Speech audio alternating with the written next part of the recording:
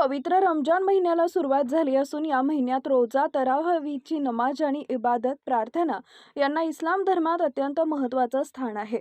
याच पवित्र महिन्याचं औचित्य साधून शिवणा येथील कैफ शेख रईस वय वर्ष 7 या चिमुकल्यानं आपल्या जीवनातील पहिला रोजा अत्यंत उत्साहात पूर्ण केला. सध्या उन्हाचा तडाखा वाढलेला असताना आणि तापमान वाढत असतानाही कैफनं पहाटे 5:42 ते सायंकाळी 6:35 अन्नाचा एकही कण न घेता, पाण्याचा एकही थेंब न पिता कडक रोजा पाळला.